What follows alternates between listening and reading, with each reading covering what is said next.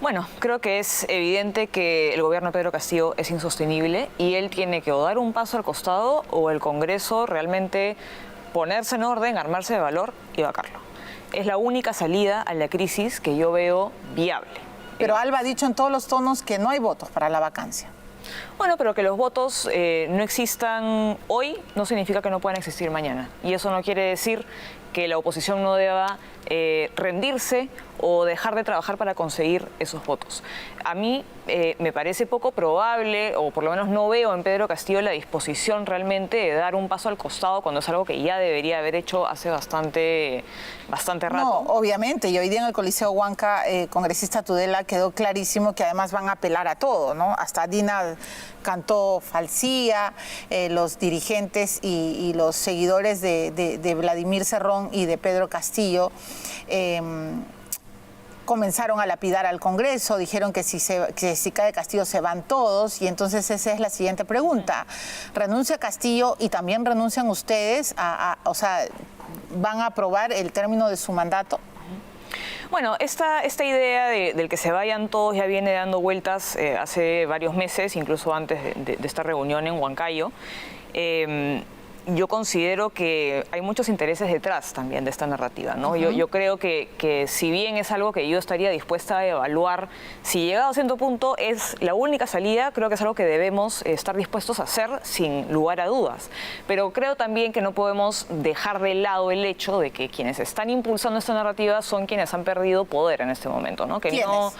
Yo diría que digamos, podría ser Juntos por el Perú, Nuevo Perú, incluso el Partido Morado, ¿no? Porque ellos son, digamos, los principales promotores del que se vayan todos, si se va el presidente también se va el Congreso, cosa con la cual, digamos, yo estoy dispuesta a digamos...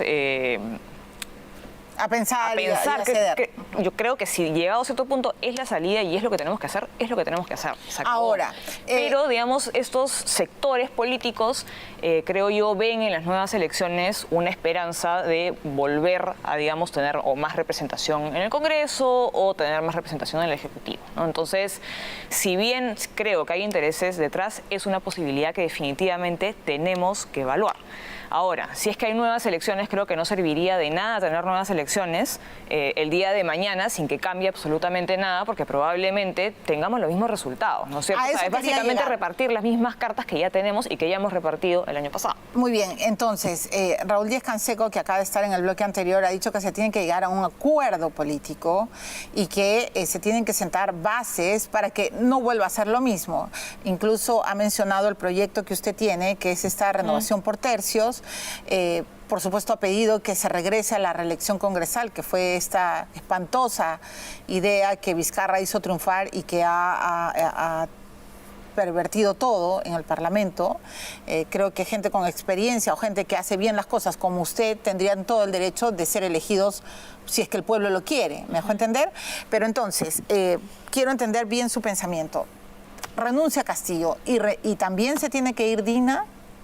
Bueno, es que creo que nosotros tenemos que respetar el orden de sucesión constitucional. Si es que se va Castillo, tiene que asumir la presidencia de Dina Boluarte. Pero Dina tiene sospechas muy fuertes. Ella ha sido la cajera de Cerrón y de Castillo, ¿no? Ella se prestó, incluso tuvo una cuenta bancaria, ella ha favorecido a sus sobrinos, ella no renunció a la reniega, o sea, Dina tampoco es santa, ¿no? No. Eso está bastante claro, y si es que se llegase a determinar que hay, digamos, conductas muy graves, podríamos incluso considerar una vacancia. Pero lo que quiero decir es que si nosotros, por ejemplo, llegásemos a vacar a Pedro Castillo por incapacidad moral permanente, eso no se puede transmitir automáticamente del presidente al vicepresidente.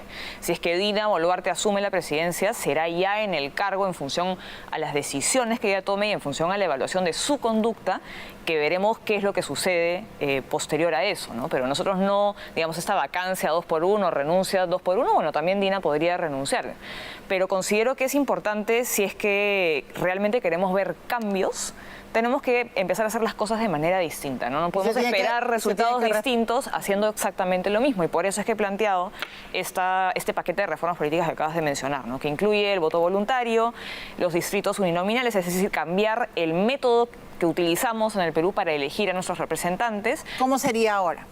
ya no elegirlos, digamos, con un sistema proporcional en el cual nosotros votamos por una lista y ingresan congresistas de cada lista en función a la votación obtenida, sino que pasamos a tener circunscripciones electorales más pequeñas en las cuales los ciudadanos eligen a un representante. Entonces compiten distintos candidatos de distintos partidos, uno por partido, y el que gana es el que representa a esa circunscripción. Y eso genera un vínculo muchísimo más cercano de representación, reduce los costos de información para los ciudadanos a la hora de votar, porque el día de hoy, por ejemplo, en Lima, nosotros tenemos que elegir entre 600, 700 candidatos si sumamos todas las listas parlamentarias, ¿no? Y realmente de conocer los planes de cada candidato. Informarse es costosísimo para el ciudadano. Entonces, este nuevo sistema va a generar una relación mucho más cercana de representación y va a reducir los costos de información al ciudadano, lo cual va a generar un voto más informado y más responsable. Y por último, he planteado también la renovación del Congreso cada 2 años y medio.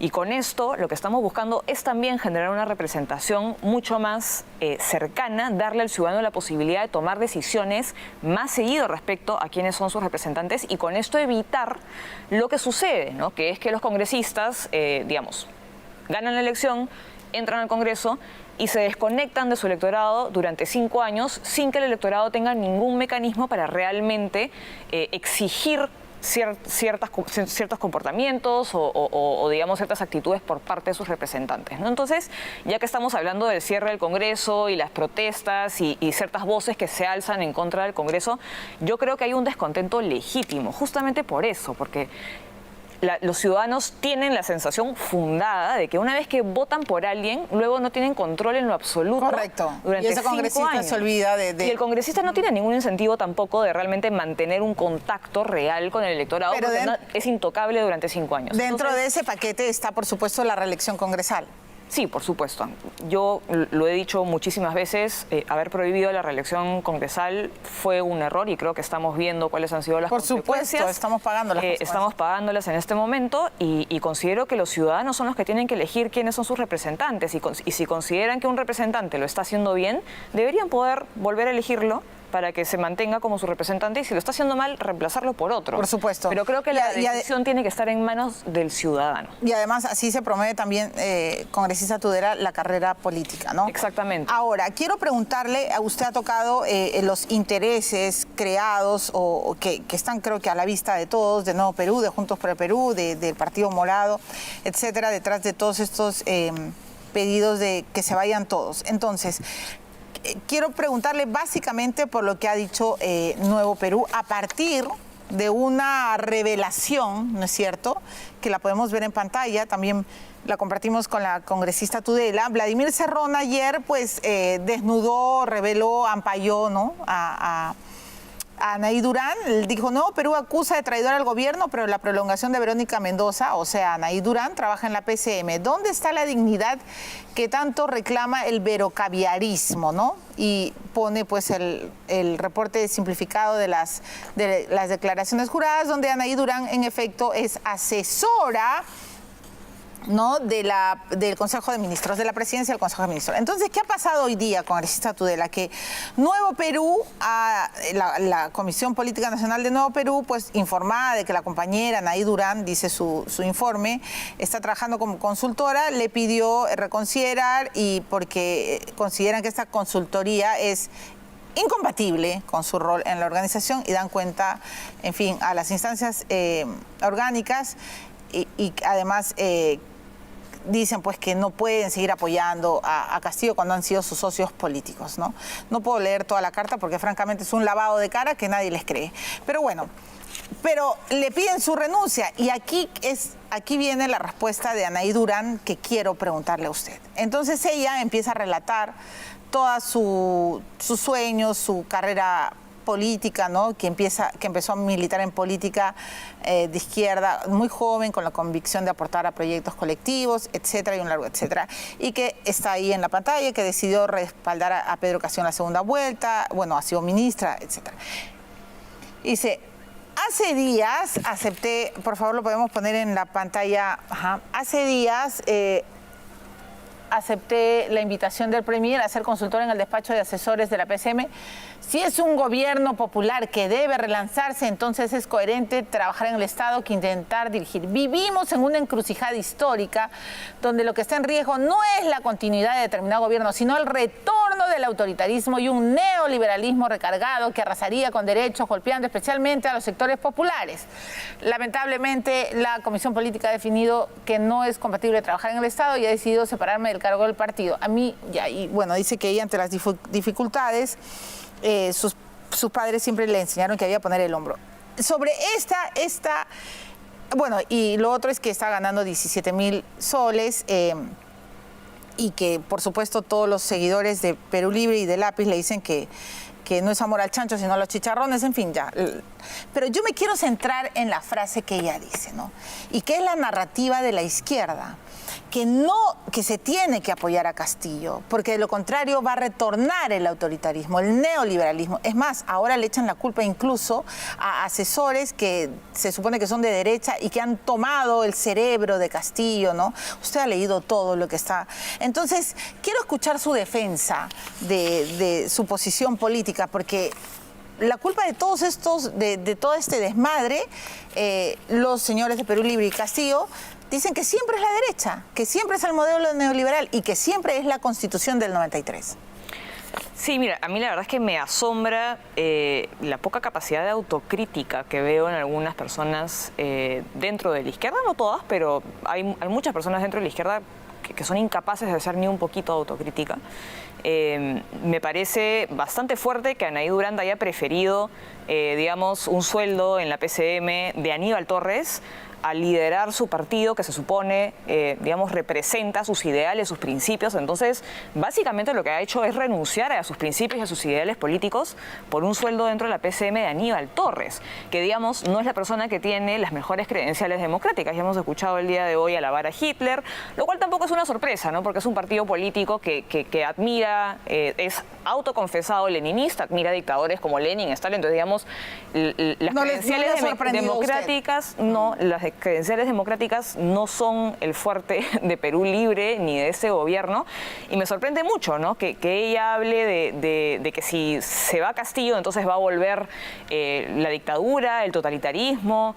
El autoritarismo. Yo lo estoy viendo en este gobierno más bien, y hemos visto cómo el martes, en flagrante violación de la Constitución, violando los derechos fundamentales de las personas, este gobierno dictó una suspensión ilegal de los derechos ciudadanos al libre tránsito y a la libertad de movimiento. Entonces, ¿de qué estamos hablando? Me parece que no es capaz ella de hacer una autocrítica, de verse en el espejo y ver qué es lo que realmente está ocurriendo, ¿no? Pero esta narrativa... Quienes están violando la democracia es este gobierno.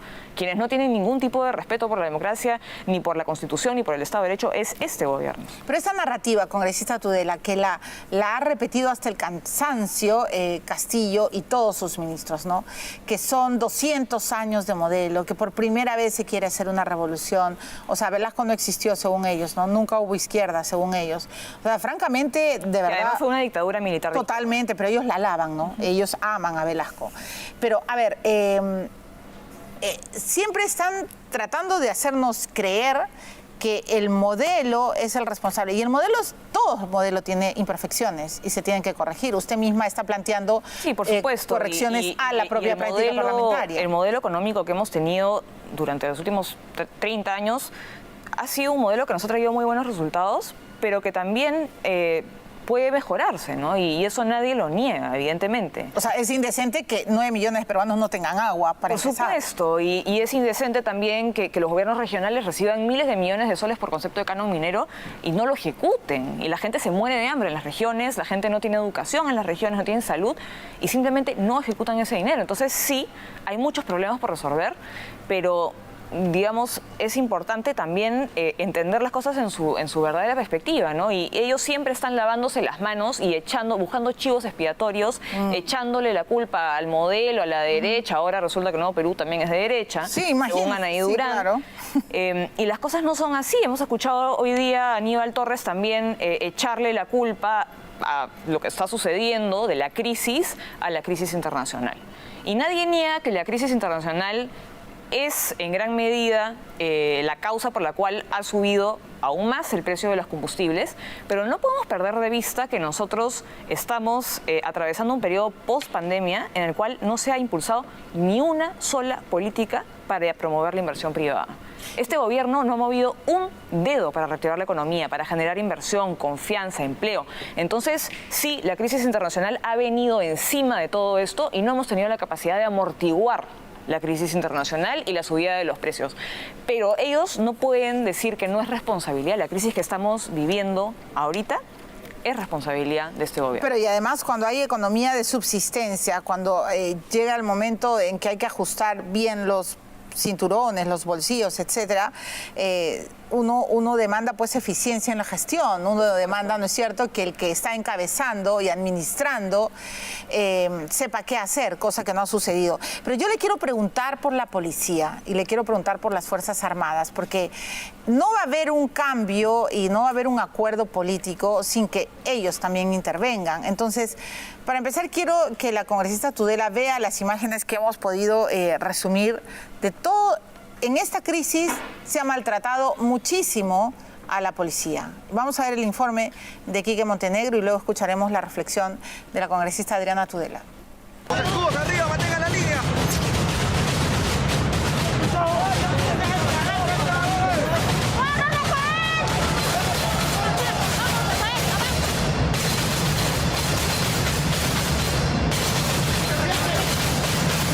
Nuestra policía, hay que reconocer, no existe en el número suficiente. De otro lado, su preparación también lo reconocemos, es deficiente. Ahí le están dando coñazo al pobre policía, marico. Marico, lo van a matar, ¿no? A que ustedes no pueden bajar la moral. La policía que tenemos en el Perú es una de las mejores, está bien preparada. Yo certifico porque yo lo conozco.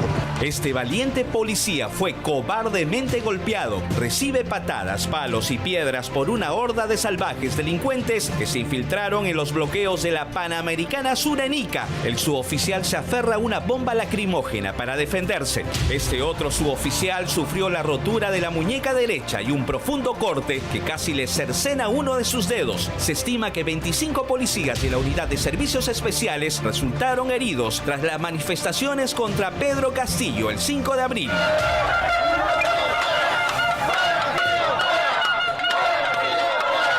La humillación y maltrato a la institución policial esta vez vino de un desequilibrado premier por sus desafortunadas declaraciones a Blue Radio de Colombia, quien afirmó que nuestra policía es ineficiente porque ni 7 efectivos podrían atrapar a una persona. Nuestra policía, hay que reconocer, no existe en el número suficiente. De otro lado, su preparación también lo reconocemos, es deficiente. Solamente le pongo un ejemplo. También han visto por los medios, ¿no?, aquí en el extranjero, que 7 policías no pueden detener a una persona. Rechazo, ¿no? Rechazo a esas declaraciones. No es posible que un señor premier, experto en derecho, haga esas declaraciones para menospreciar a una institución tan noble como la Policía Nacional. Yo pienso que el personal que está ahorita defendiendo el orden público, manteniendo el orden público en provincias especialmente, y lo que pasó también el día domingo acá en Lima, es un personal que de repente se siente desmoralizado. La policía también es víctima constante de la improvisación de este gobierno, que sesgados por su ideología han tenido a cuestionados ministros como Luis Barranzuela, Abelino Guillén o Juan Carrasco Millones. Esto demuestra que tanto el presidente como el premier desconocen totalmente y son ineficientes en el manejo del Estado. Creo que hacen mal en calificar a la policía de ineficiente cuando la ineficiencia parte de ellos mismos. En los grados inferiores es donde más se siente este tipo de maltrato, ¿no? Los suboficiales, los oficiales subalternos, del comandante para abajo. Normalmente ellos son porque ellos están en el campo, ellos están en la pelea, ellos son los que reciben las piedras, ellos son los que reciben el agua caliente, las cochinadas. Entonces, para ellos es un acto que los va a desmoralizar. Pedro Castillo y Aníbal Torres no confían en la Policía Nacional, pero tienen entre 30 y 50 que lo acompañan a todas sus actividades. Han utilizado a más de 1000 efectivos del orden para cuidarlos durante su permanencia en Huancayo. Ahí le están dando coñazo al pobre policía, marico. Marico, lo van a matar, ¿no? ¡Viva los héroes de la Policía Nacional! ¡Viva la Policía Nacional! ¡Viva el Perú! Muchas gracias.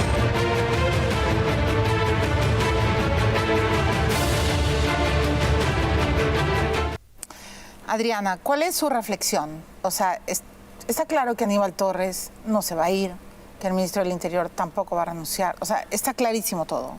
Pero no se puede seguir maltratando a las instituciones de nuestro país con tanta alevosía, ¿no?